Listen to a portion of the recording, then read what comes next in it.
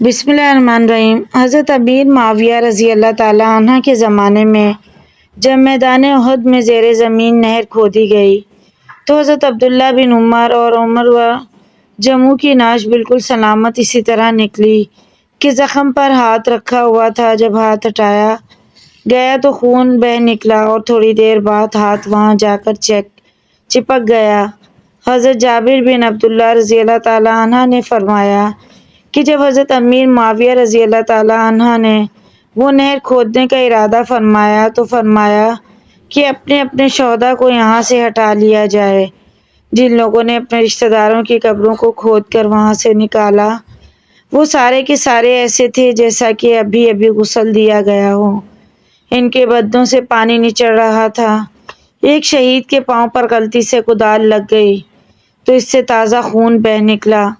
ان واقعات کے بعد ابو سعیدہ رضی اللہ تعالیٰ عنہ نے فرمایا کہ اب کوئی منکر حیات شہداء سے انکار نہ کر سکے گا۔ مسجد نبوی کی جنت البقیع کی طرف جب توسیع کی گئی تو راستے میں چند صحابہ کی قبریں موجود تھیں جہاں صدیوں پرانی کچی دیواروں کے نشانات بھی موجود تھے۔ مسجد نبوی کی توسیع کے مراحل میں ان قبروں کو کھودا گیا اور ان صحابہ کرام کو جنت البقیع میں منتقل کیا گیا۔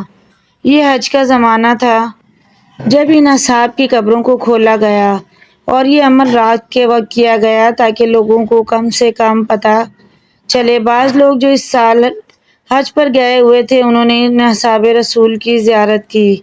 جب ان کے جسموں کو نکالا گیا تو وہ ویسے ہی تر و تازہ تھے، کیڑے مکوڑے کا نام تک نہ تھا۔ کافی لوگوں نے ان پاک جسدوں کی زیارت کی اور تابعین میں اپنے آپ کو شمار کرا لیا۔ حضرت سیدنا عباس بن عبد المطلب رضی اللہ تعالیٰ عنہ فرماتے ہیں حضرت سیدنا عمر بن خطاب رضی اللہ تعالیٰ عنہ میرے پڑوسی تھے۔ میں نے لوگوں میں ان سے زیادہ افضل کسی کو نہیں پایا۔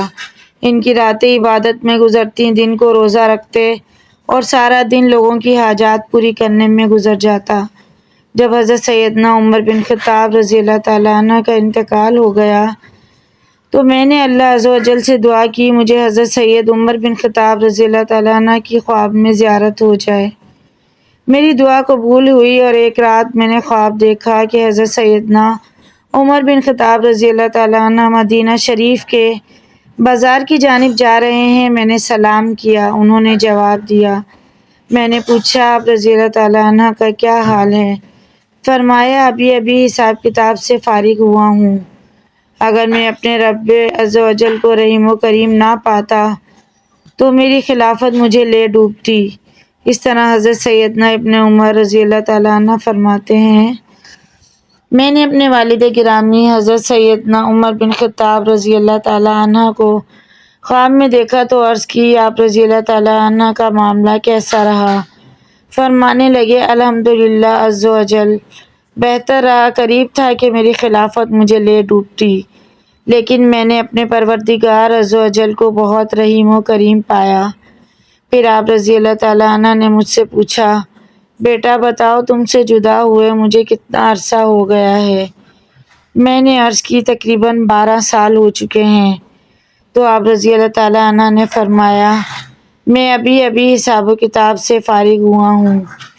اللہ کی ان پر رحمت ہو اور ان کے صدقے ہماری مغفرت ہو، آمین۔ مزید ایسی ویڈیوز کے لیے چینل کو ضرور سبسکرائب کریں۔ ویڈیو پسند آئے تو لائک شیئر کمنٹ کیجیے۔